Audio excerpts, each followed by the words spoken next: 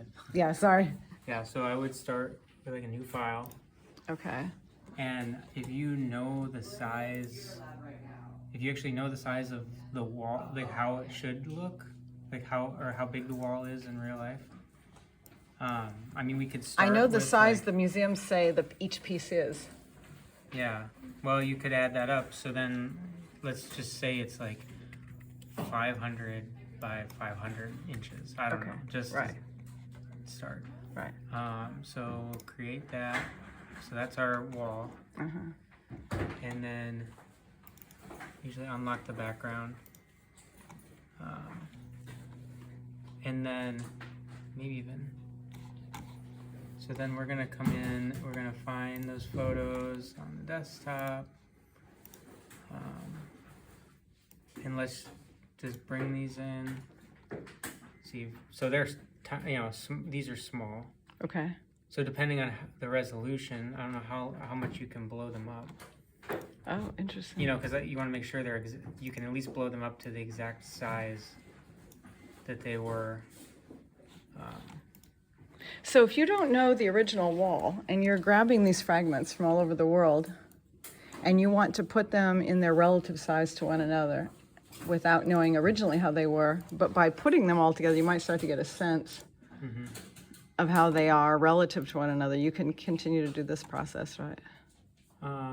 So we're running into an issue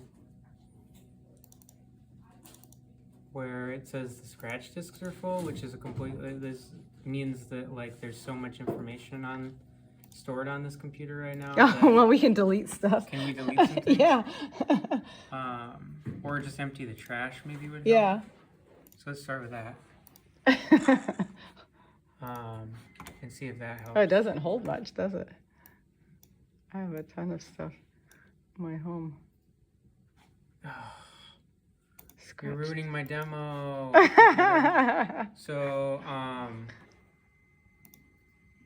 Wonder what is a scratch disc? I've never seen that term before. Scratch disc. It's just it's like a temporary disk that holds information while the things are up and running, basically. And if you have, so like sometimes like. So maybe go in and quit Word. We could quit Preview.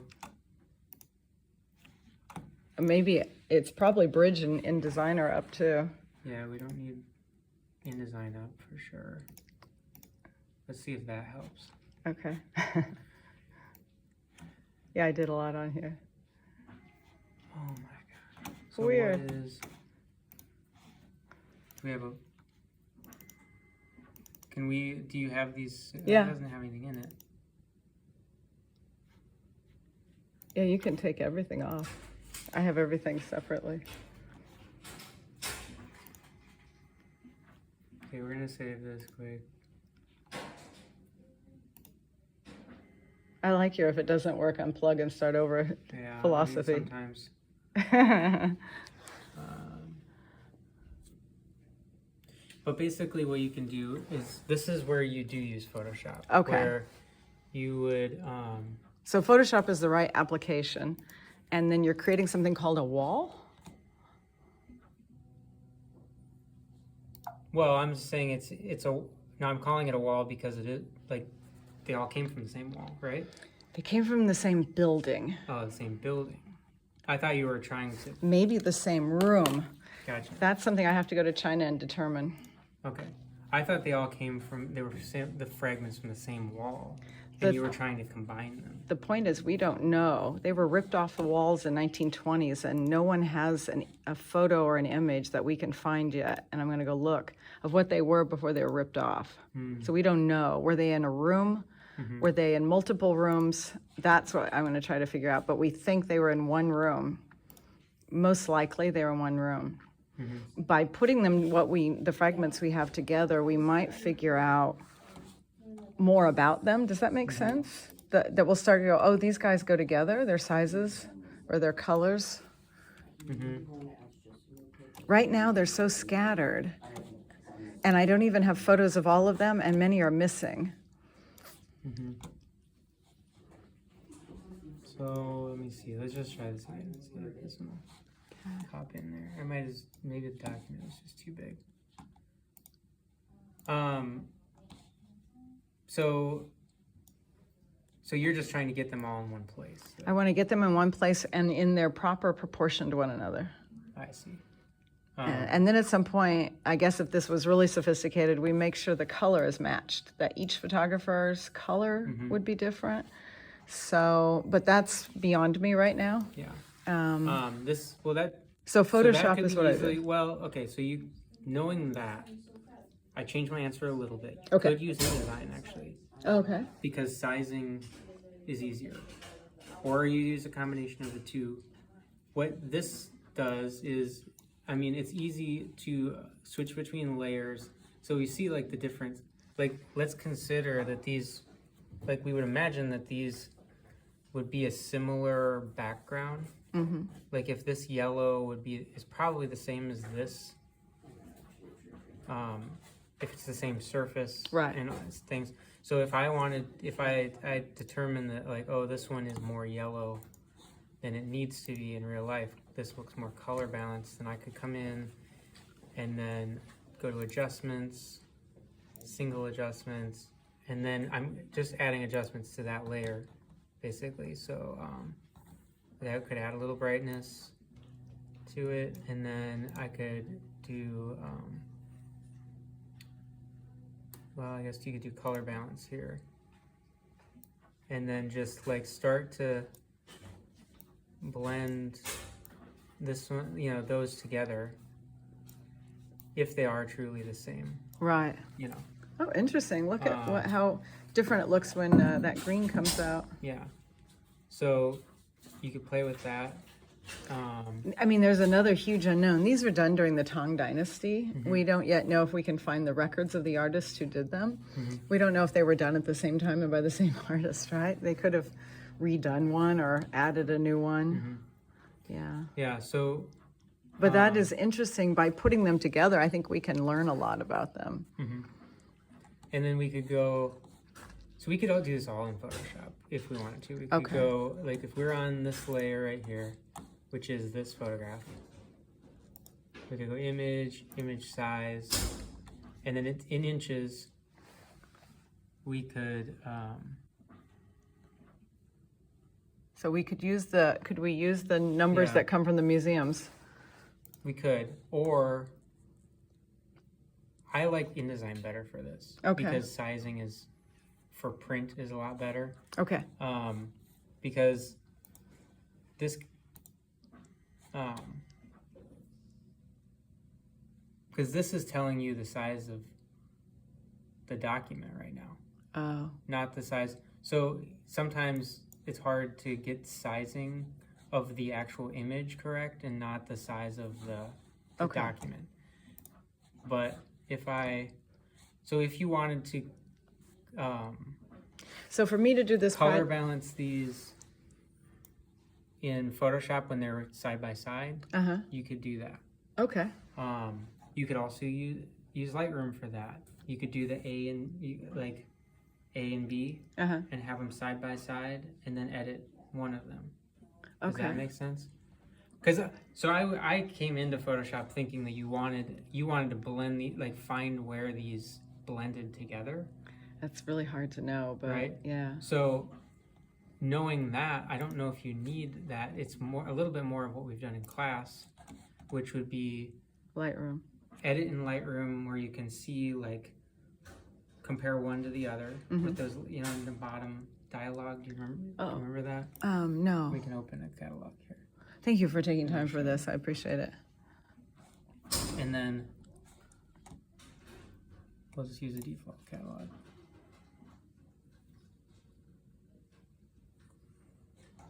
So I would need, at the university, do you have, if you're not taking an art class, are there computer labs where you have access to this kind of software available on campus? Or you really? Not that I know of. Not at all. Yeah, It's through the art department or it's not there. Okay. Yeah. So, okay, we're importing those. Right. So and then here, down at the bottom, X and Y. Okay. Oh, yeah. If we went to the, let's see here, let's select both of these, go to develop. And then we could do the reference and actual. So we can drag a reference photo in. The apples have to be deselected. Drag this one in. Click on this one, and then we have them side by side. Right. And then I'm able to then go in, and then I'm working on this one. Oh, wow. With color balance. And so, like, if I wanted to add yellow, because this is kind of the opposite of what we did in the other. Right. If I wanted to add some yellow, add a little red, or whatever. Wow, as you do that, things come out in the image that I didn't notice because they're so old. Yeah. Oh, wow. So, and if, and then if you wanted to switch, you could do this is the reference, and whoops, you don't drag it, you just click it. This is the active, and then you can edit that one. Oh, wow. Okay. Oh, funky. And if you wanted, so then if you're like, well, I don't want, oh man, I'm gonna have to affect the family budget and buy all this Adobe stuff. Where is the color?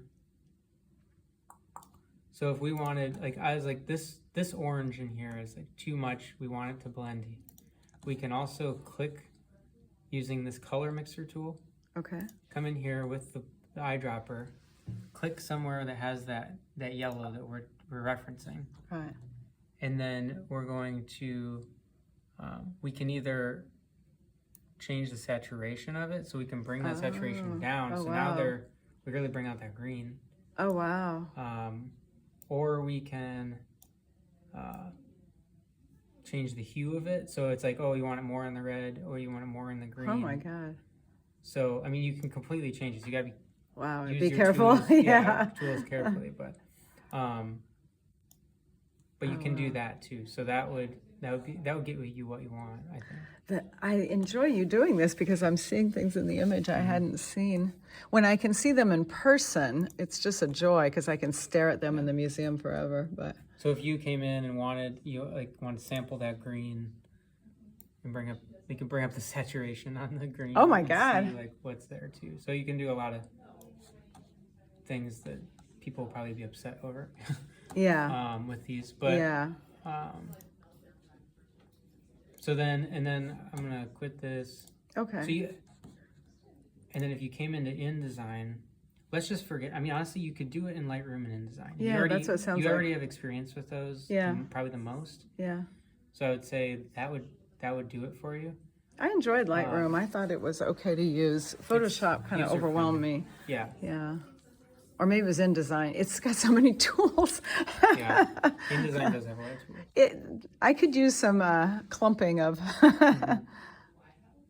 But what I like about InDesign, let's just do a letter size document, just for the sake of speed.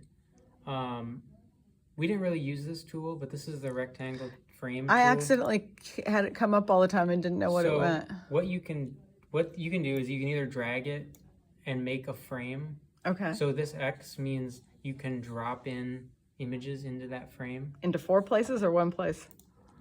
Just into one place. One place, okay. So you just go like that, and it just drops it in. But it keeps it the size of what you made the frame. Okay. But why I think that's important is if we go back, right, instead of dragging like we did to create a frame, we just click, and then it asks you what dimensions. Oh. So you can plug in the exact dimensions. Okay. That you want it. So right. I don't know, like what the museum could specify that. Right. They're very clear. Yeah. Yeah. So you could specify that. You can change the units and increments in preferences. So you could do centimeters too if they're not on the inches. Yeah, a lot are on game, centimeters. Right. Are we meeting in here, or are we meeting in the other room today? We're critique today. So go hang your photos. Okay. Now can I do 20 different photos? Yeah. So then you could do this one, and then you could do another one. I mean, if this document size is and bigger. so it would be pages? Is that what it would be creating? Well, you could do them side by side if that's what you're after. Is like you could just put them side by side in any way you want. This is only an 8.5 by 11 right. I sheet, see. but if you made it like, you can ask it to make a giant sheet. yeah, I mean you can make a billboard if you want to in InDesign. Wow, you're giving me new ideas. I want my own billboard. I have a question. Yeah. So for the zine, I won't be here next week.